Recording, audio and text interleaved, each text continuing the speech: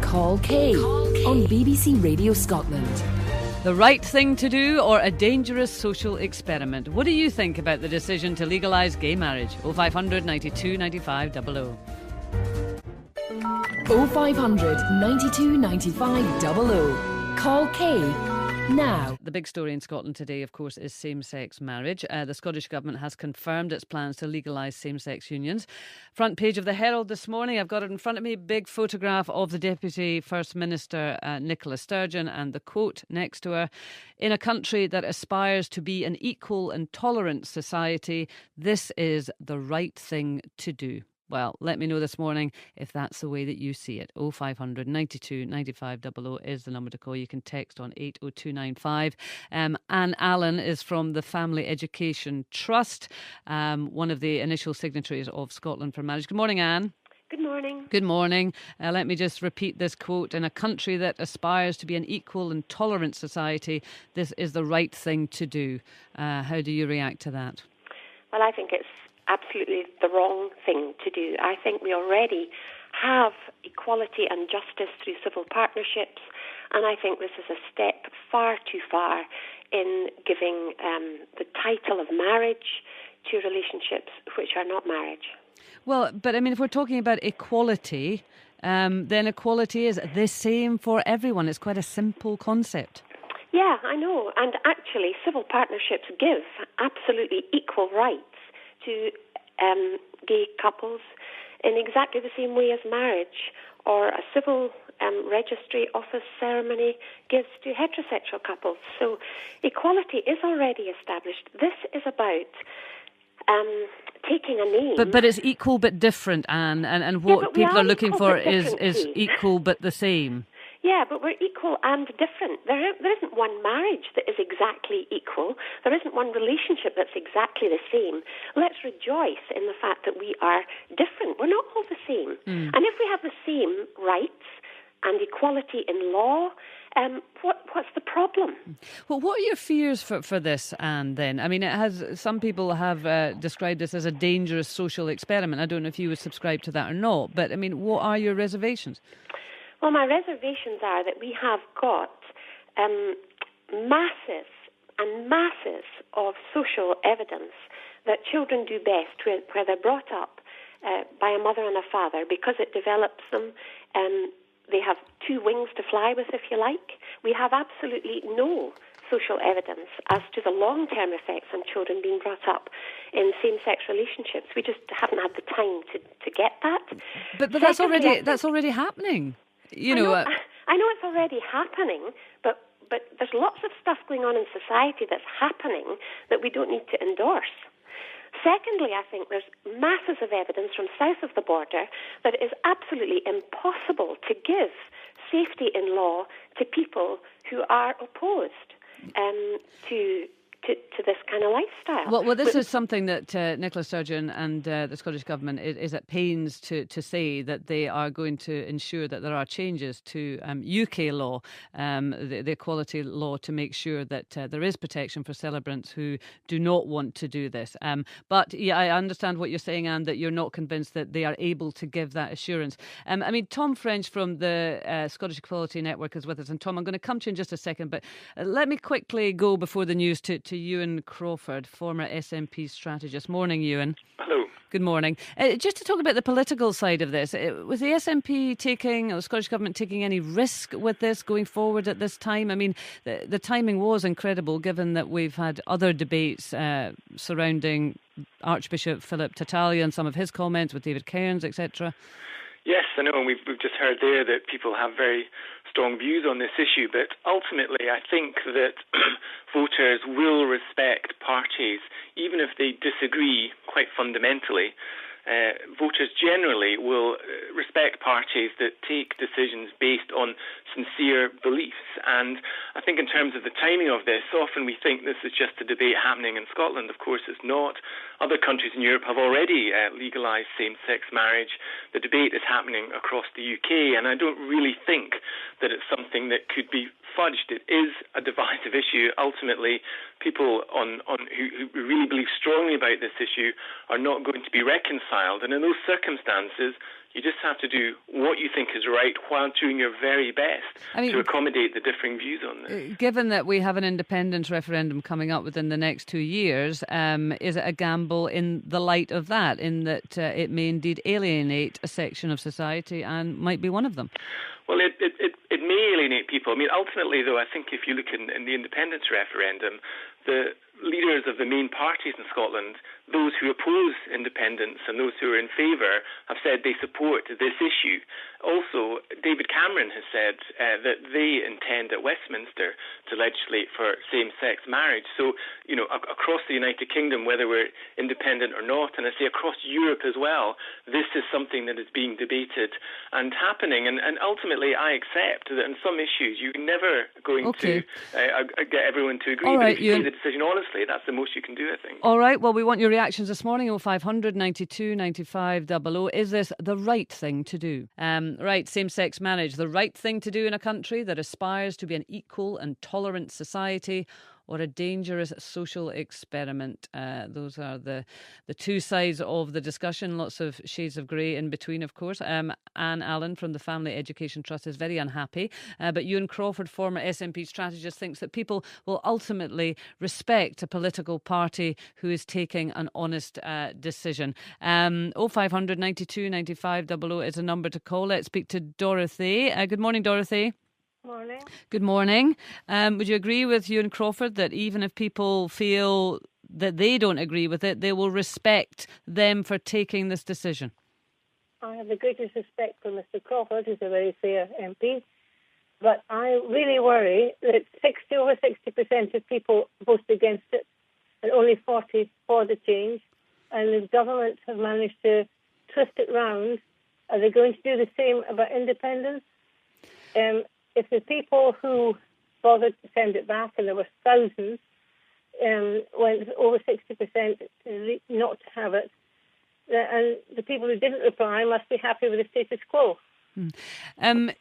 Ewan, can you help us on these statistics? Because I've read it over a couple of times this morning, and certainly as it was reported last night, it would appear to be that here we had this public consultation that had the greatest response of anything, far more than actually independence, and yet it would appear at face value to be 60% against same-sex marriage. But actually reading it this morning, it's slightly more complicated than that, isn't it?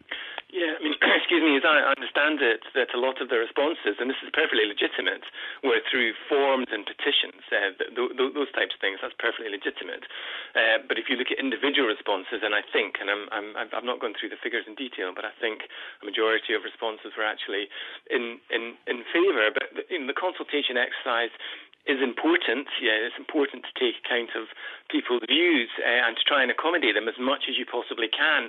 I'm guessing on this issue, unfortunately, it's one where people, in some extent, are just going to be irreconciled. And I mean, ultimately, the consultation exercises are very important. But if you think if the SNP ever held a consultation exercise on independence, it would still believe in independence if what it believes in it has that principle. And ultimately, yes, but ultimately, have to decide these issues on these matters of principle. Sure, but ultimately, independence will go to a referendum, and the people of Scotland will decide. Regardless of what the SNP wants, the people of Scotland will decide. Well, this is a different situation. There has been a consultation. The figures are open to interpretation because, as you say, a lot of them came from petitions, and so one could say that various groups had mobilised their support. So it's not necessarily representative, but nonetheless, the headline figure was that many people were opposed to this change, and yet, this morning we're talking about it'll be happening by 2015. Sure, but this will only happen in 2015 if a majority of members of Parliament who will get a free vote across all the parties vote in favour. And ultimately, I suppose that's why we elect members of the Scottish Parliament. We live in a representative democracy, and if we don't like it, we don't like the decision those members have taken, then fortunately we can boot them out. So this will only be taken not because the SNP government is railroading it through or anything like this. This will be taken if a majority of members of the Scottish Parliament vote in favour. favour, and that's the only way this will happen. And if people don't like that and feel strongly enough about it, then of course they do have the option of trying to remove their MSP. Oh, yeah, well, of course, but that won't change that decision. Ewan, thank you very much. I know you've got to go. Thanks for taking the time to speak to us this morning. Dorothy, does that make you feel any better? No, I still feel 60-something% were against it and 40 for it. And how on earth they can make that a vote to change when over 60% of the consultation said no. Did you respond to the consultation, Dorothy?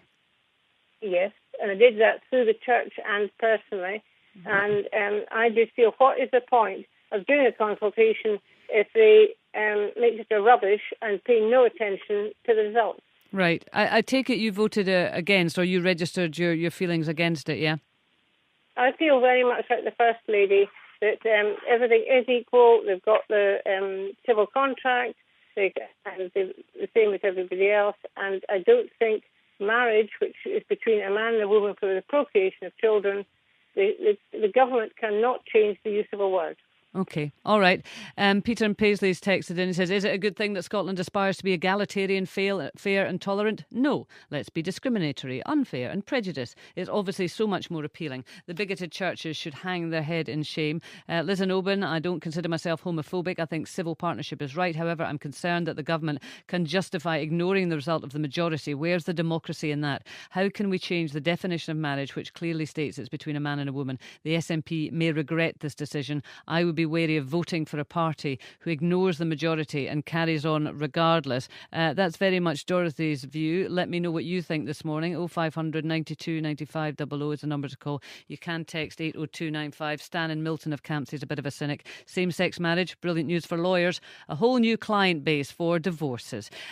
Tom French is a policy coordinator for the Scottish Equality Network. Good morning, Tom. Morning, Kaye. I imagine you're a happy bunny this morning. Yes, I am indeed. What do you think of Dorothy's point there, and also Liz and Oban that's texted in, you know, people who don't share your view, and I'm sure, and in fact I've spoken to you before, I know you accept the fact that not everyone is going to support this, but given that this went out to consultation that was, got a huge response, these people feel that their views are just being ignored here.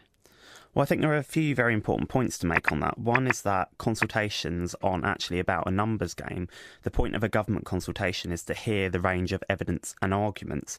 So if the government, for example, did a consultation on whether people felt the world was flat or round, if 10 people said the world was flat but 5 people provided strong evidence to say it was round, then the government would probably, go along with the policy that actually the world is probably round. In this situation anyway, actually, the numbers show that 65% of Scottish consultation responses were actually in favour of same-sex marriage and only 35% were against. It's only when you start adding in English consultation responses and petitions that changes. And that's in line with all the major opinion polls on this. So the Equality Network did a poll with Ipsos Mori in June, which showed 64% of the Scottish public support this. Populous, YouGov and the Scottish Social Attitude Survey have all showed similar levels of support. So there is a majority support for this in Scotland, right. And we're really pleased. I mean, apart from the implications for, gay couples who might now want to take up this opportunity, and of course not all will, what do you think it says about Scotland to the world? Do you think it is a positive move for Scotland? Absolutely. I think yesterday was a really proud day for Scotland, and I think it was quite an historic moment as well. I mean, as the Deputy Prime Minister of Ireland said a couple of weeks ago, this is the civil rights issue of our generation. There's a huge momentum for lesbian, gay, bisexual and transgender equality around the world. We've heard Hillary Clinton making speeches to the United Nations saying LGBT rights are human rights. And it sends out a really strong message to Scottish society and the rest of the world that actually in Scotland we believe strongly in the values of equality. And, we hope that people will treat LGBT people as equals. Yeah, well, the civil rights issue of our generation, that's pretty strong stuff, Tom. I'm interested to know what people think about that. And a proud day for Scotland. 0500 92 95 00. Reg is in Tayport. Good morning, Reg. Hi, good morning to you. Good morning. Your previous speaker there, he can blather all he likes. You can blether to him yourself, Reg. He's still there. He's still there. Well, good. He'll listen to me now then, I hope. Go on then. Because I've listened long enough to his drivel. As far as the majority of people in this country are concerned, they do not want same-sex marriages. And that's been made very, very obvious. But once again, Salmond and his ilk at Holyrood decide to ignore the majority. However, they might find at the next election, or whatever we get to vote on, it may return and bite them on the posterior, excuse the pun. In what way, Reg, do you think it might do that? Well, people will not vote for them. Right. Now, this is only one of the many things that they're doing that people don't agree with. But, however, this is the main one as far as I'm concerned. But... well, let me bring in Anne Allen again. Anne, do you think it might have that effect? I think it could well have that effect, but I think it would be basically because they have ignored the results of a consultation. I think if you put in place a consultation and say it's a serious consultation, 64% of the returns, which is almost two-thirds, are negative, and then you turn around and do something positive and say the only way you're going to regard the 66% is to try to put in place legislation that will protect them and their views, then that's really not good enough. And yeah, I mean, it's difficult with the results of the consultation. I mean, Ewan explained it a bit, and Tom as well. Well, I think Tom's take is completely the opposite, actually, of what has been published. I really don't see how you can say that 60% are in favour. It depends very much on the question that's being asked. Well, there were various ways to filter into the consultation process, and one was just as individuals to kind of sign up online and register their view, and then the other way was, perhaps within a church movement or another movement, and for petitions to get going. And why should that be thought of as a negative way of responding? Because surely that's discrimination against churches. We're very clear that we don't want discrimination in Scotland. So people who respond through a church are discriminated against, and their response is not thought of as equal to people who write in individually. I think that's very strange in an equality issue. And it is open to interpretation. I was just trying to fill out for people, some kind of understanding of why it might appear that way. I mean, it is a case of statistics, damned lie. What was that phrase again? Damned lies, and statistics. Yeah, I think you might say that's an appropriate phrase. We've got David in Langside. Good morning, David. Good morning. Good morning. Would you say it was a proud day for Scotland? No, I think it's a mistake. It really is a mistake. And, I feel we focus on the social issues and we really neglect the basic Christian and God-centred issues. And I think that's where, we're actually asking for trouble here. And, I can understand the social sort of arguments and the issues of equality, but to be honest, I think it's an issue of right and wrong, and God has his own statements on what marriage is about. So that's why I feel, we're going down the wrong route here, for the country as a whole. Yeah, I mean, just to try and have a conversation about this, and Tom and David, let's take you two. I suspect you two might never agree on this one because of, where you're coming from. But is there an accommodation to be made? I mean, Tom, do you care about bringing people like David and Reg on board, or do you think, well, look, that's what you think, get on with it, I believe this is the right thing to do? Absolutely, because, what this is about at the end of the day is lesbian, gay, bisexual and transgender people wanting to be treated equally and with a bit of dignity and respect. So, of course, we want to bring other members of society onto that because, that's about being treated equally. I think the key point here, though, that this is about freedom of choice. So those churches and religious bodies that don't want to do this, the Catholic Church being one example, will not have to. And actually, there are other religious bodies that do want to do this. There's the Quakers, the Unitarians, the Liberal Jews, the Reformed Jews. I could go on. And surely they should have their views and their beliefs in what God says respected too. Mm-hmm. And why is that not enough for you then? The fact that, if people do want to opt out, that, they can't reconcile it with their own conscience, then the opportunity will be there for them to do that. And therefore, surely win-win, everybody's happy. I don't think there is going to be ultimately opportunity to opt out. We can't expel a convicted terrorist from Great Britain because our legal system is overruled by European law. I would be absolutely astonished if Nicola Sturgeon and her colleagues are able to craft a law that is not going to be overruled by European law. We have found every single case in England, there have been about 5 or 6 of them, where individual people have lost their jobs, have lost their livelihoods because they've been prosecuted by a very militant gay lobby. Not one of these individuals has been able to retain a victory in that. And I would hate Scotland to go down that litigious route. Can I make an important point? Yeah, go on, Tom. Yeah. Well, the key thing here is we're talking about European law, domestic law and so on. Actually, in Europe, we've had same-sex marriage for over a decade now.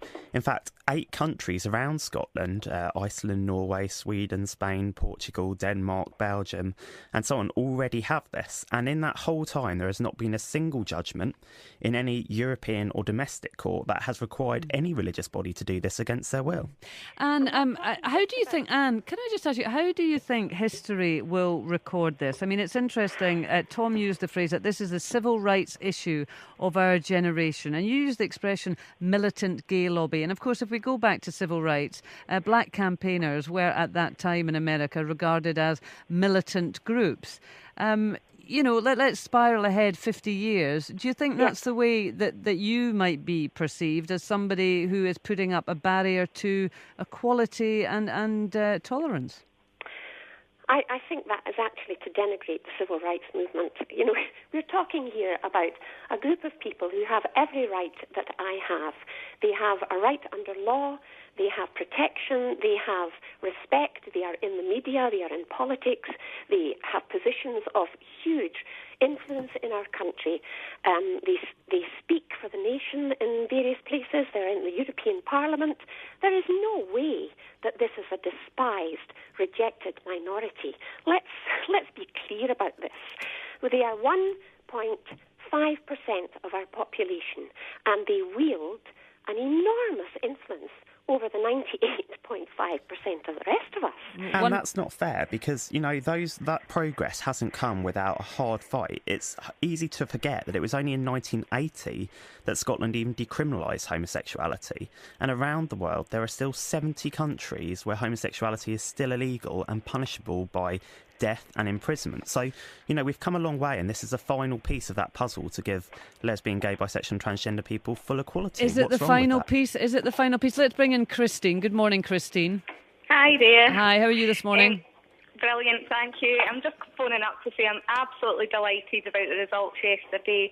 I posted it on Facebook as soon as I heard, and all my friends, gay and straight, are absolutely delighted. Some of us are engaged already, and I just think it's brilliant. And I hope that other countries such as Australia, places in America, I just hope that they all look at Scotland and think, why not? Because in 50 years' time, we're going to look back at this old generation, like my parents as well, that are against this, and it's just laughable. You're all laughable. But love is love, and my love for my girlfriend is no different to the love for my sisters and their husband. It just angers me. Anne, do you think we'll laugh at you in 50 years' time? Oh, I think I'm well prepared for that, but I don't think that changes what I believe to be right and to be true and to be good for our society. People who have taken principled stands on any issue are laughed at and are persecuted, and maybe that's what's going to happen to the minority of people in Scotland, perhaps, or the majority who hold out for heterosexual marriage, and we have to be prepared for that.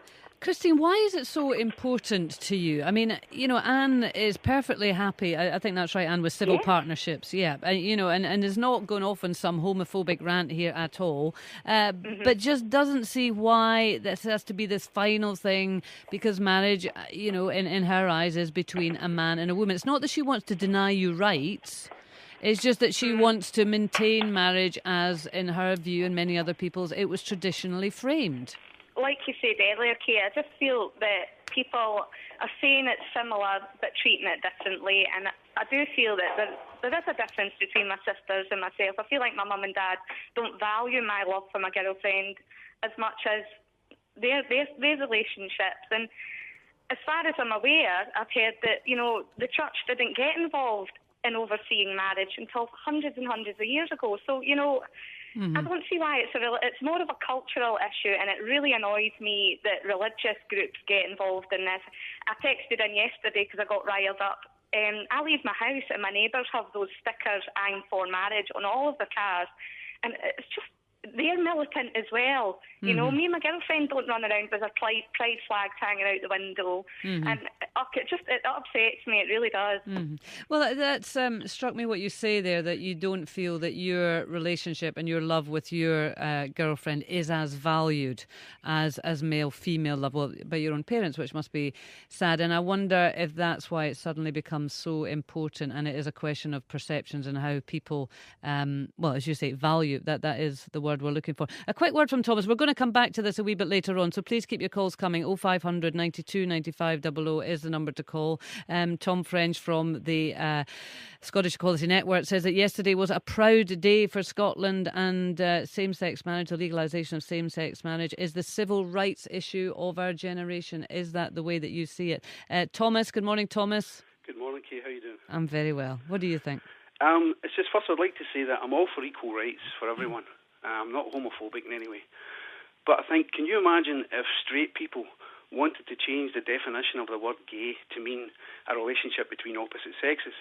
There would be an uproar, right? But it seems to be okay. Is that a good parallel, Thomas? Yeah, because they want to change the definition of the word marriage to mean two from the same sex. No, they want to extend it, Thomas. They don't want necessarily to change it. They want to extend it to from between a man and a woman to two people who love each other. Fine. I don't have a problem with two people loving each other. Can you imagine at Wimbledon, Kaye, if someone turned up at the mixed doubles with two men and two women, they would say you would have to go to the men's doubles or the women's doubles. You could argue this as a semantic argument ultimately, but marriage means a man and a woman. Okay. All right. Thomas, nice to speak to you this morning. As I say, we will be coming back to this. 0500 92 95 00. Jimmy in Rutherglen says, regarding same-sex, the SNP have a consultation with the people of Scotland who by a majority are against the legislation. As usual, they do not listen to the people and declare they'll go ahead with this legislation. I think it's about time the MSPs woke up and listened to the people. Well done, the SNP, says another anonymous text, relieved that Scotland will not be ruled by any religious groups. And James in Newmains, I think that the Scottish Government do good work in the main for all of us, but their stance on gay marriage is just wrong, apart from being against the wishes of the majority. Again, the minority rule. This thing about the consultation, the results of the consultation has certainly exercised a lot of people. It is quite a tricky one to make your way through, and what I would say is, rather than listen to me blethering about it, have a good read about it to see if you can get your head round it, because it is a difference between individual responses and responses that were collected by groups, and perhaps one might argue mobilised by groups and put forward in petition form. Though, as Anne Allen from the Family Education Trust says, you might not necessarily see that there is any difference between that. It's 2 minutes to 10. We are going to talk again about the decision of the Scottish Government to legalise same-sex marriage, or at least to put it to the Parliament. It will be an open vote, but already the newspapers are talking about this being in place by 2015. We spoke earlier to Tom French from the Scottish Equality Network, who said it was a proud day for Scotland, and he likened this to the civil rights issue of our generation. So I want to know your thoughts on that. 0500 92 95 00. Now, the kind of big news this morning in the paper, and we were talking about it earlier, and we're going to go back and talk about it now, is the fact that the Scottish Government yesterday took a decision that it would press ahead with legislation to legalise same-sex marriages. Nicola Sturgeon is on the front page of the Herald this morning, and her quote is, "In a country that aspires to be an equal and tolerant society, this is the right thing to do." And I was speaking to Tom French, who's a policy coordinator for the Scottish Equality Network, and in his view, yesterday was a proud day for Scotland, and I want to know if you feel the same. 0500 92 95 00. I've got streams and streams of text there. I'll go through them as I can, but let's speak to David first, who's called in. Good morning, David. Good morning, Kaye. Good morning. A proud day for Scotland, Tom thinks. What do you think? Oh no, I'm the same as the majority. It's one of the darkest days in our history. I'm absolutely embarrassed to be a Scotsman in some ways, but I know it's very untrue completely. Why do you feel that way, David? Well, I don't have a homophobic hair in my head. I feel sorry for these people, weak people. But I just, I've got a good sense of humour. I'm an eternal optimist. If I wasn't one of the top French polishers in Scotland, I'd be a stand-up comedian. But I don't hate anyone. I feel sorry for these people. Right. Do you think that sounds a bit patronising, David? I think it's tragic. Absolutely. What you think what they actually do if you're gay. Okay, well, David, what they actually do is awful. Right. Well, David, I don't know what you're going to say, but I'm mindful of what you're going to say, and we don't obviously want to offend anyone this morning. I'm taking your point that you feel it's one of the darkest days of Scottish history. Alan and Dee, what do you think? I've never heard such nonsense in my life. What we get from these religious nutters or loonies, as I would say, is that they think because they have faith that they can go out and sprout bigotry against people whom they know nothing about. This gentleman says he doesn't want to know what people do in their bedroom. Well, nobody's asking them to do what they want in their bedroom. It's the people of faith. It's the people who say, no, I know, I have this ordained to me through the Bible. I know whom you should sleep with and in what position. Well, it's nobody's business what anybody does in their bedroom, and it's not for evil old men in either the Catholic Church or the Church of Scotland to be, who tell lies on a regular basis about heaven and hell, to be sitting there saying, this is the end of civilization or anything like that. Hang on, Alan, just to bring David back in. David, are you coming from a religious perspective on this? I don't have to be from a religious perspective, Kaye. I'm a normal human being. I'm an upstanding citizen. I just, the thought of what they do, I just can't take that out of the chest. And I'm not homophobic. I don't hate them. I hate what they do. Oh, okay. All right, David. Alan, do you think this is a proud day for Scotland? I think, I was quite indifferent to this issue. But listening to your callers this morning, I think it's a good day. I think this comes down to, Kaye, is I think people who are traditional defenders of marriage should welcome this, because the gay movement always used to say, we're here, we're different, get over it. This is the concept of sameness. They're now saying we wish to be the same as everybody else. So I don't see why anybody would have an objection to it. And people say, they do this, they do that. Well, they're not putting it in your face, People, heterosexual people, which I am one of, they do all sorts of things as well that people wouldn't want to hear about. And nobody's going, I did this and I do that.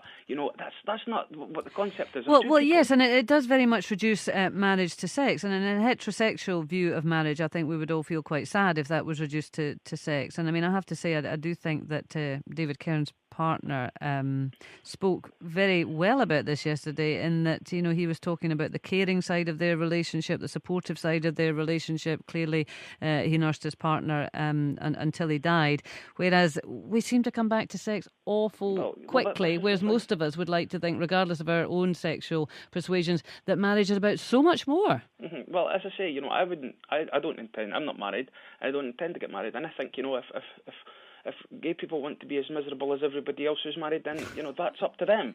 It's no for the church or anybody else to say. Nobody's saying that nobody's saying that the village people are going to be turning up at Glasgow Cathedral tomorrow and asking Bishop to tell you to marry them. It's not going to be that.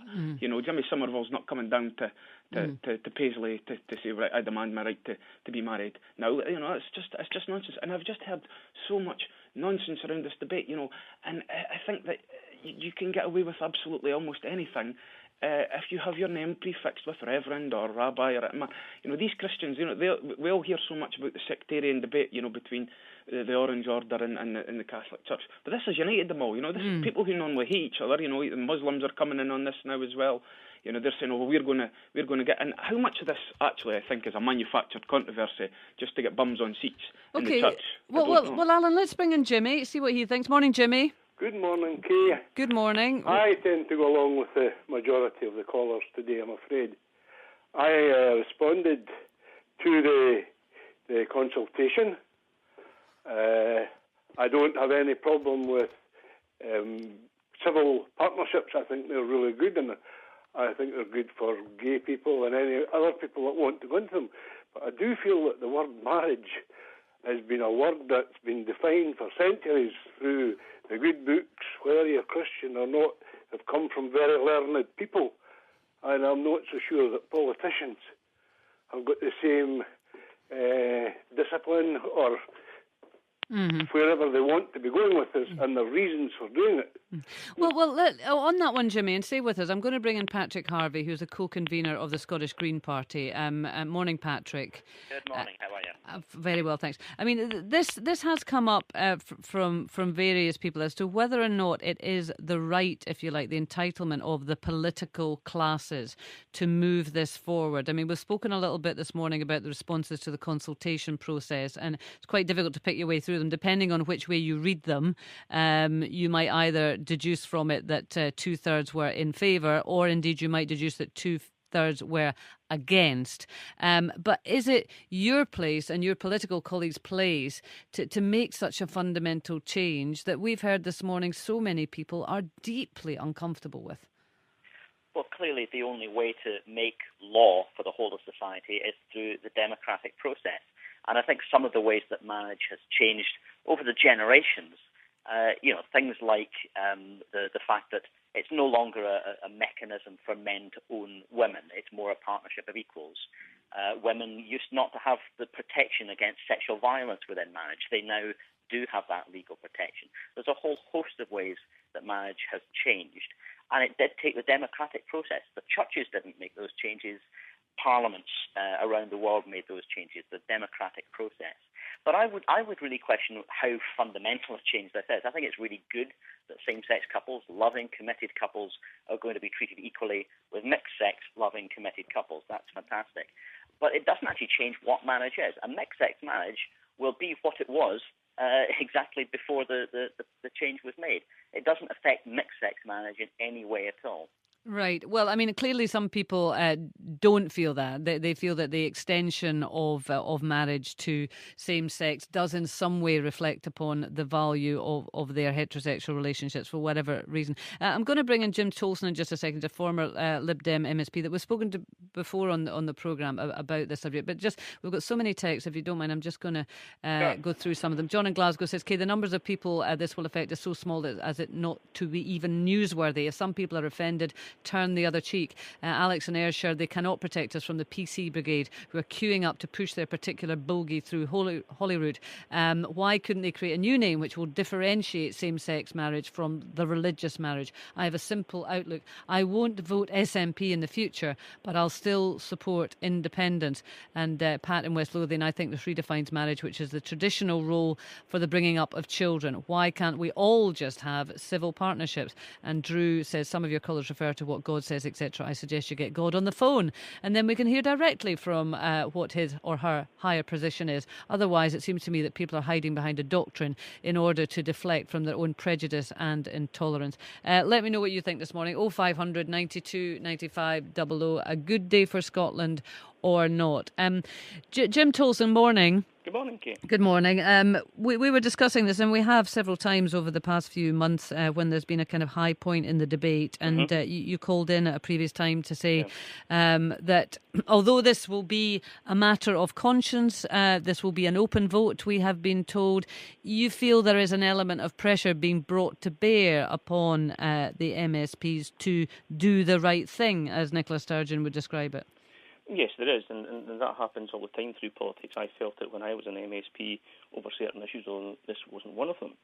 I would certainly say that Patrick, whose views on this are well known, touched on two of the main points I was going to bring forward, but you wouldn't be surprised to hear that I don't agree with him. The first is in relation to democracy. I've had the great benefit of democracy bringing me into what was maybe the best job of my life for 4 years. And democracy has taken me out of that job. Now, I don't hate democracy. I still stand by a democratic decision. Unfortunately, I believe the Scottish Government and a vast majority of MSPs, although probably not all of them, have chosen to ignore the democratic will of the people not to have same-sex marriages. To me, it destroys what the word marriage means, and many of your callers have talked about the definition of marriage. I have the dictionary definition before me. I'm not going to bore yourself or your listeners with it. You've heard it before. But it destroys the democracy as well as the meaning of marriage if this same-sex marriage legislation goes through. In what way, Jim, do you feel that they have disregarded democracy? Because they would say that they have been very democratic in their handling of this. Well, I wouldn't agree. I mean, the results are clear. 64% of consultees said they did not agree with same-sex marriage. Now, there are many ways for people to take part in these consultations, as we know. There are often an awful lot of people put in things electronically, and the Scottish Parliament rightly tries to be open and engaging with as much of Scottish society as possible. I mean, but the result is still 64% of people who responded said, no, we do not want to have same-sex marriage legislation. Yeah. After all, gay people, and quite rightly too, have all the rights of a married couple through civil partnerships. Well, I mean, Jim, we have touched on the consultation, the results of the consultation process a couple of times throughout the programme, but let's do it again. I mean, Patrick, because we haven't spoken to you about it. I think, as I said earlier, depending on which way you read them, you could come to a different conclusion. But I think you would have to say it is not an absolute, overwhelming majority, indisputably, in favour. And therefore, why is it being taken forward? Well, government consultations, are never plebiscites. They're not referendums. They're about the strength and quality of the argument. Now, if you get 20 or 30,000 postcards all saying the same thing, that's 20 or 30,000 people, but it's one argument. And so the question is about responding to the arguments that come forward in the referendum. But I do have to pick Jim up on one point. He's talking about the democratic process here. Am I not right in suggesting that, Jim, you stood for election to the Scottish Parliament on a manifesto that made a commitment to equal marriage of same-sex couples?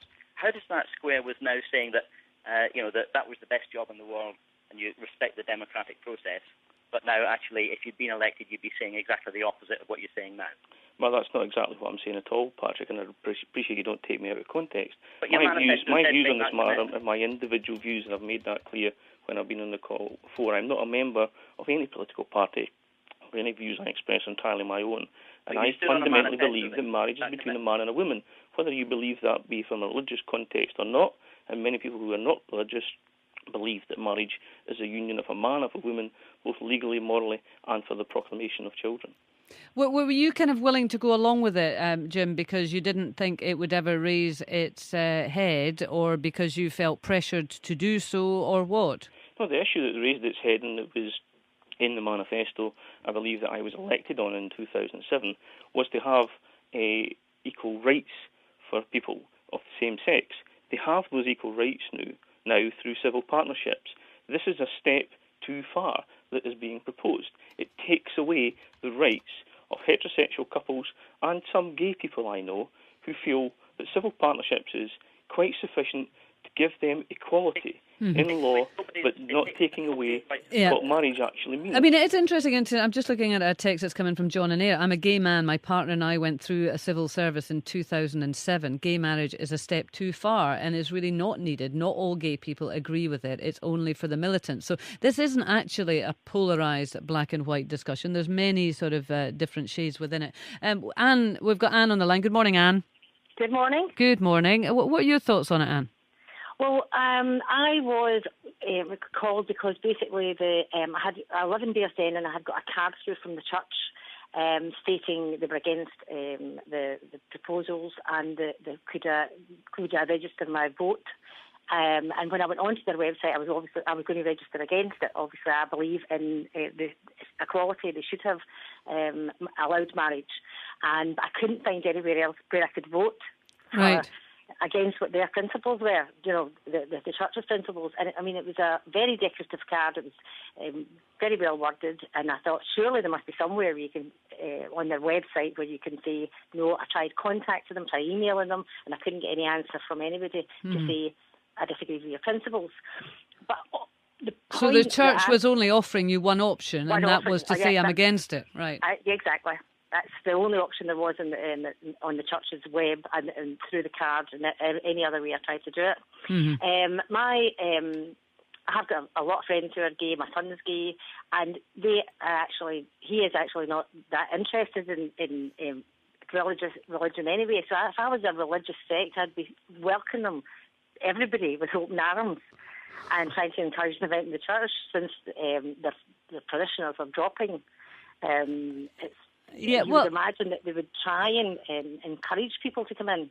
Well, I mean, certainly the question of potential alienation of certain people in our discussions yesterday with representatives of the Catholic Church, that is not something that concerns them. They say their job is to preach the true preachings, the true teachings of the church, and they're not trying to win any popularity contests or whatever. I've got the Reverend Brian Dingwall on the line. I'm just going to... But Anne, just on this thing, is it a proud day for Scotland or not? What do you think?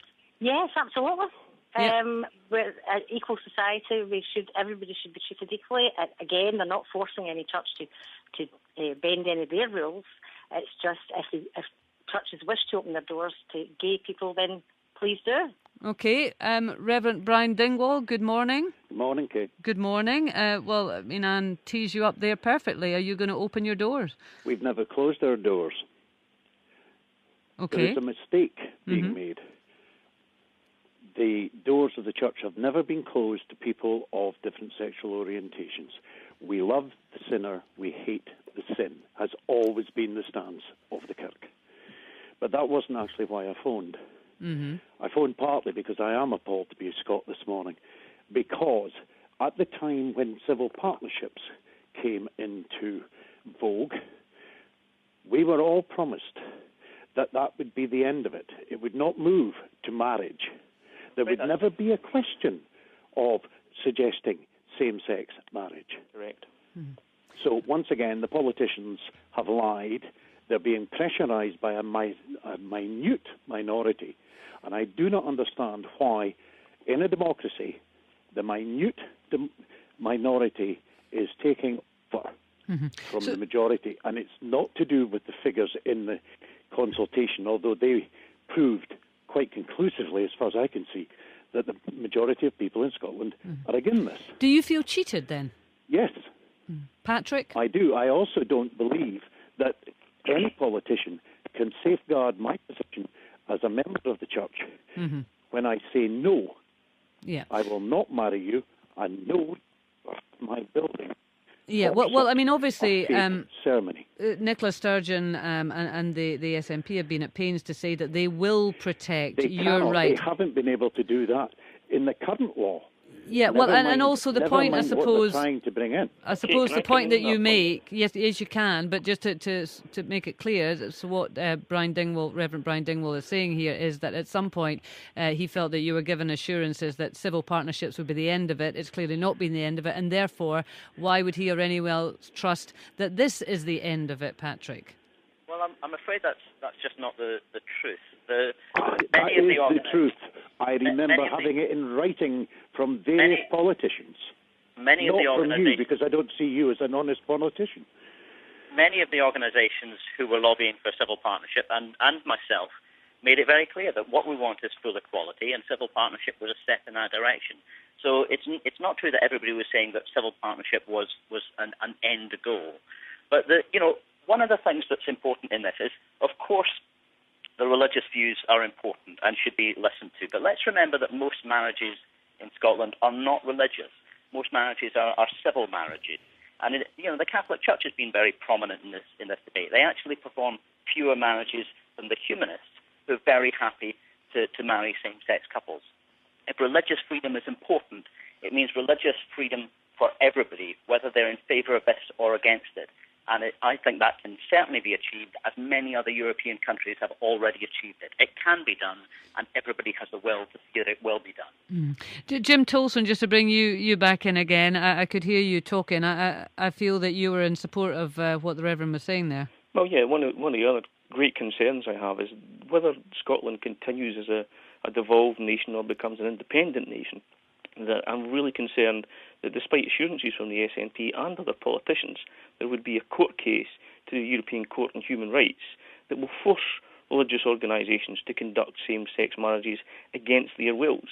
And that's why... Tell me, Jim, why that hasn't happened. That's why if this goes ahead, that would be another major step in the wrong direction for democracy and for the rights of people who believe that marriage is a union between a man and a woman. Can you give that assurance, Patrick? Yeah, that assurance is very clear, and there are many other European countries. Patrick doesn't sit in a European Court of Human Rights. He doesn't have that right to make that decision. There are many other European countries that already have same-sex marriages, and religions that are not willing to participate are not forced to do. And their rights are protected under human rights as well. I'm very strongly supportive. Okay, all right. Quality legislation that protects religious freedom as well as sexual orientation, race, disability, gender, and all of the rest of it. Okay, all right. Well, listen, Patrick, thank you very much. Thanks also to Jim Tolson, who's a former Lib Dem MSP, and to the Reverend Brian Dingwall, and to everyone who's been in touch today. Really grateful for that. John in Ayr says... I think I've read John's one actually. He's saying that gay marriage is a step too far. Graham has said no one has effectively articulated an argument why gay or lesbian couples should not be married. I've been married to my wife for a little over a month, and we would be happy for any of our gay or lesbian friends to marry their partners. It still seems there's a lot of intolerance in Scotland. Cecil in Shetland, I don't think we should bring God into the argument and say what God thinks. God created gay people, and if he's a loving God, as they say, surely he wants them to be happy. And Ted says the SNP have changed their minds in almost everything. The Queen currency, membership of NATO, etc. Same-sex marriage by 2015, it remains to be seen. It does indeed, Ted, remain to be seen. I'm sure it's not the last we've heard of it.